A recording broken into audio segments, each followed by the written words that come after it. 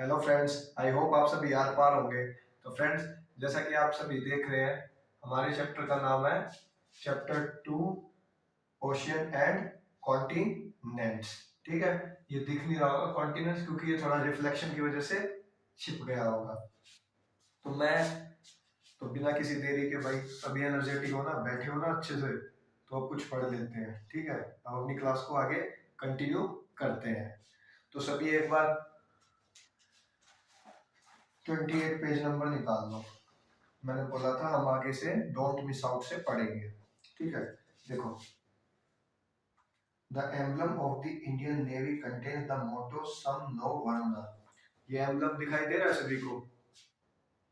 ये किसका है? इंडियन नेवी के एम्बलम पर, जो भारत का मैप है, सॉरी, जो ये एम्बलम है, ये किस पर बना रखा है? इंडियन नेवी ने अपने शिप्स पर बना रखा है। ठीक है, इसको, इसके नीचे क्या लिख रखा है?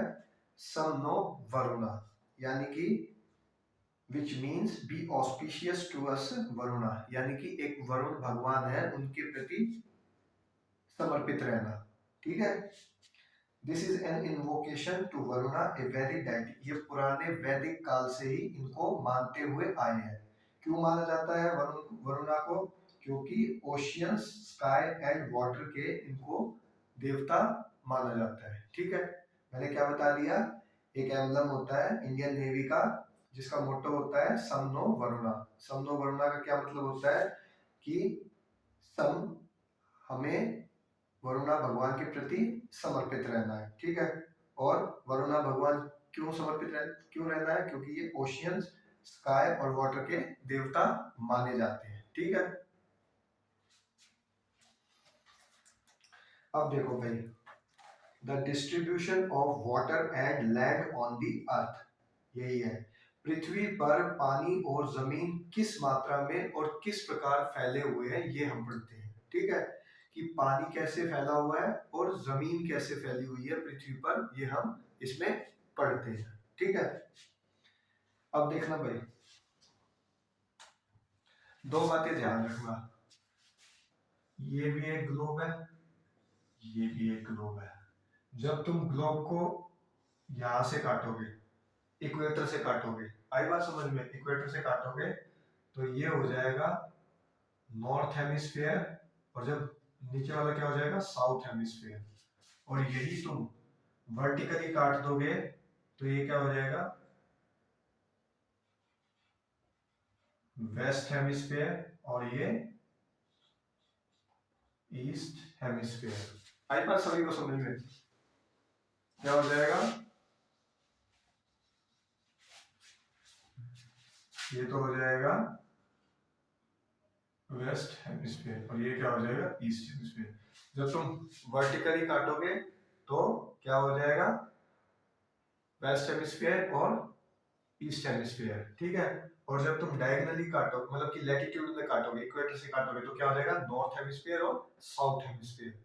तो अभी जो हमारा काम है ना, वो इसका है। किसका है? इसका है। तो ध्यान से देखना है।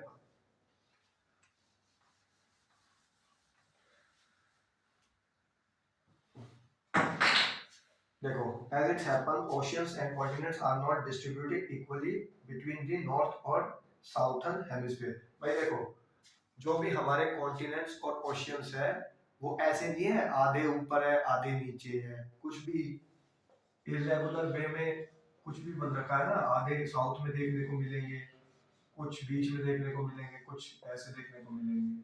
तो कोई भी चीज प्रॉपर नहीं है, कुछ यहाँ पे है कुछ ऊपर है। ये बात बोली गई है कि कुछ जो हमारे ओशियंस और कॉन्टिनेंट्स है वो नॉर्थन में है और कुछ साउथन में है, हेमिस्फीयर में। Let us examine the two maps in figure 2.2। देखो भाई, ये दिख रहे होंगे ना कैसे इरेगुलर वे में दिखाया हुआ है।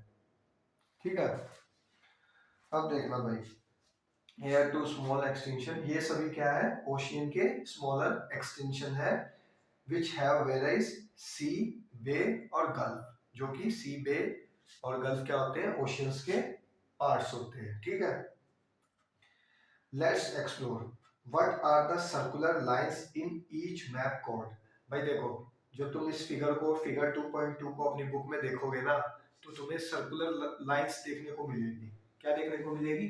सर्कुलर लाइंस देखने को मिलेगी।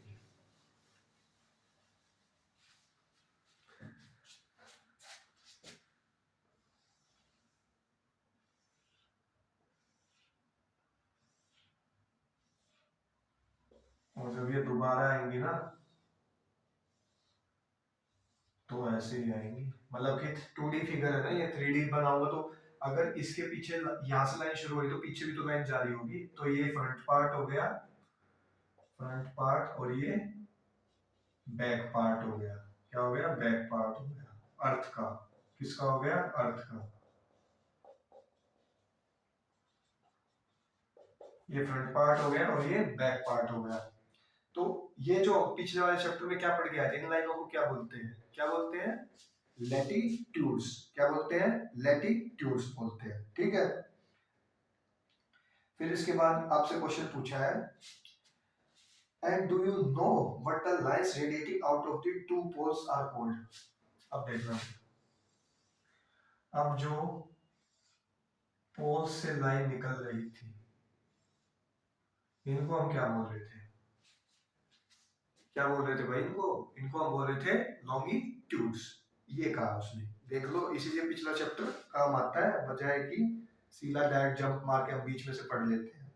ठीक है। जो हॉरिजॉन्टल लाइंस होती है वो हमारी लैटिट्यूड्स होती है, जो वर्टिकल लाइंस होती है वो हमारी लॉन्गिट्यूड्स होती है। ठीक है। विच हेमिस्फीयर होल्ड्स मोर वाटर? अब मुझे एक बात ध्यान से देखना भाई, तुम्हें दो पिक्चर दिख रही होगी, जिनको नहीं दिख रही वो अपनी बुक में देख लेना। ठीक है। इन दोनों पिक्चरों में तुम्हें सबसे ज्यादा पानी कौन से उसमें लग रहा है? इसमें लग रहा है कि इसमें लग रहा है? इसमें लग रहा है। ठीक है। तो हमें ये नॉर्थ हेमिस्फीयर की पिक्चर बना के दे रखी है और ये साउथ हेमिस्फीयर की बनाई हुई है। तो हमें क्या आंसर देना है कि किस में हमें ज्यादा पानी देखने को मिल रहा है? साउथ हेमिस्फीयर में। तो वह which hemisphere holds more water का आंसर हो जाएगा साउथर्न हेमिस्फीयर। क्या हो जाएगा? Southern hemisphere. अब वो कहता है, what do you think about the approximate proportion of water to land in the northern hemisphere and in the southern hemisphere? कहता है कि नॉर्थ हेमिस्फीयर में लैंड का कितना परसेंट है और वाटर का कितना परसेंट है, और साउथ हेमिस्फीयर में लैंड का कितना परसेंट है और वाटर का कितना परसेंट है। तो ये क्वेश्चन जो मैं तुम्हें लिखवा रहा हूं, ये तुम, इसका आंसर तुम लिख भी सकते हो, याद भी कर सकते हो।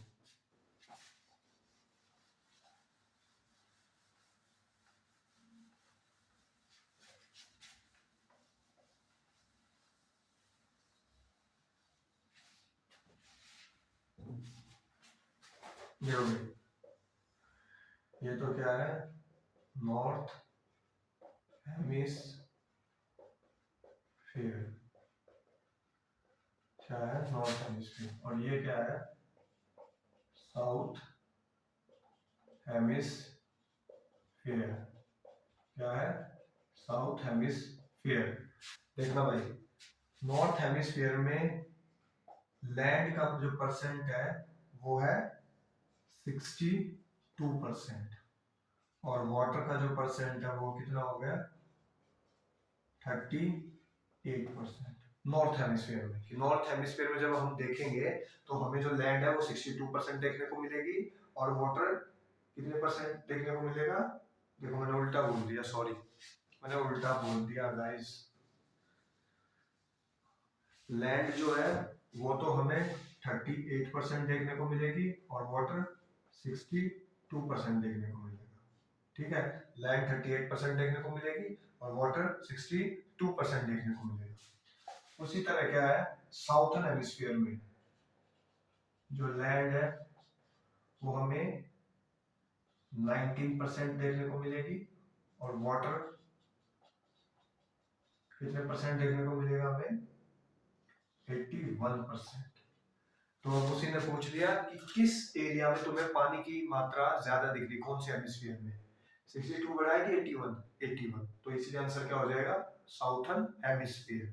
ठीक है। हो गया ये तीसरे का। All are all the oceans connected with one another or are there separation between them?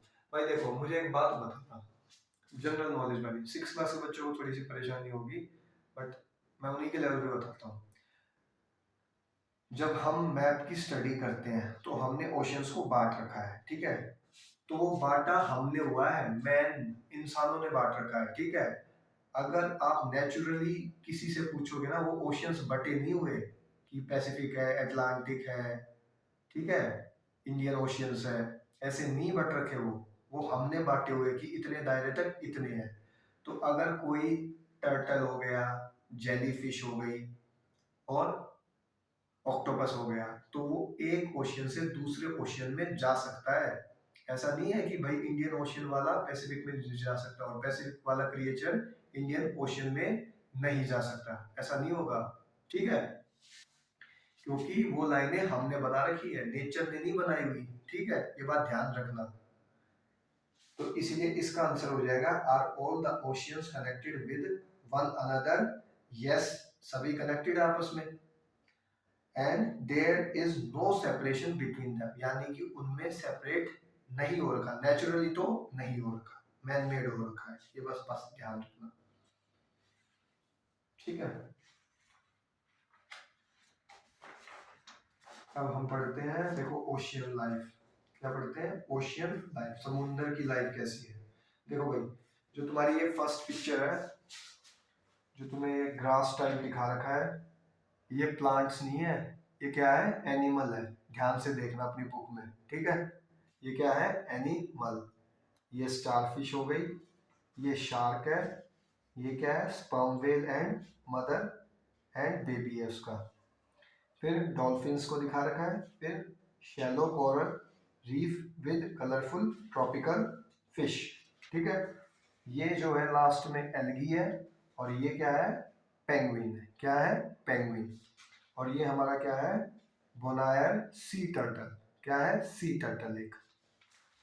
अब देखना भाई, the oceans together hold most of the water available on the planet. क्या करते हैं, ओशियंस जो होते हैं वो सबसे ज्यादा पानी हमारी पृथ्वी पर होल्ड करके रखे हुए हैं, ठीक है, यानी होल्ड होता है पकड़ के रखे हुए हैं। But this sea water is salty and unfit for consumption. But जो ये वाटर जो भी है ना, ये बहुत सॉल्टी और अनफिट है, पिया नहीं जा सकता इसे, ना इंसान से पिया जा सकता और ना ही जानवर से पिया जा सकता ये पानी, जो ओशियंस में होता है, प्रॉपर ओशियन में जो होता है, ठीक है। उसमें बोला है for consumption by most land animals including humans से कंज्यूम नहीं किया जाएगा। On the other hand fresh water makes a very small proportion of the planet water resource. और जो वाटर है ना, जो फ्रेश वाटर है, वो बहुत ही स्मॉल अमाउंट में है हमारी अर्थ में, ठीक है, अप्रोक्सीमेटली 2 से 3% ही है, कितना है, 2 से 3%, ठीक है, water resources. It is found in glaciers, और ये हमें कहाँ देखने को मिलते हैं, ग्लेशियर्स पर देखने को मिलता है, जब वो पिघल के रिवर्स में कन्वर्ट होके आता है तो पीने लायक वाटर होता है। रिवर्स हो गई, लेक्स हो गई, और ये सभी किस में प्रेजेंट है, हमारे एटमॉस्फेयर में, in the atmosphere, and also underground, the last is called groundwater. और ये हमारी जमीन के अंदर भी हमें फ्रेश वाटर मिलता है। देसी लोगों को पता होगा नल का क्या चीज होती है, और पहले के लोग कैसे उससे जल निकालकर पानी पिया करते थे, ठीक है, बस।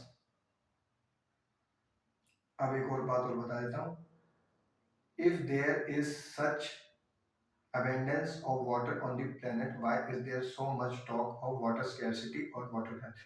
जब हमारी पृथ्वी पर इतना ज्यादा पानी है, तो हम क्यों वाटर क्राइसिस और वाटर स्केर्सिटी की बात करते हैं, सोचा है किसी ने? तो इसका आंसर होगा, if there is such abundance of water on the planet but most of it is in the oceans, जो कि सारा पानी कहाँ पर है, ओशियंस पर है ज्यादातर, and we can not use that salty water, और हम पहले ही बोला कि हम सॉल्टी वाटर नहीं पी सकते, ओनली क्या पी सकते हैं, फ्रेश वाटर पी सकते हैं, और जो कि हमारा कितना है, 2 से 3% है। इसलिए हमें वाटर क्राइसिस और वाटर स्केर्सिटी की जैसी प्रॉब्लम से क्या करना पड़ता है, फेस होना पड़ता है। What ways of saving water are you aware of? Which one have you seen practice at home, at your school and in your village? आप पानी की समस्या को कैसे दूर कर सकते हो? पानी को वेस्ट नहीं करना। ज़्यादातर पानी, जितना पानी आप पीते हैं उतना ही ग्लास में डालें और बस वही रखें, ठीक है।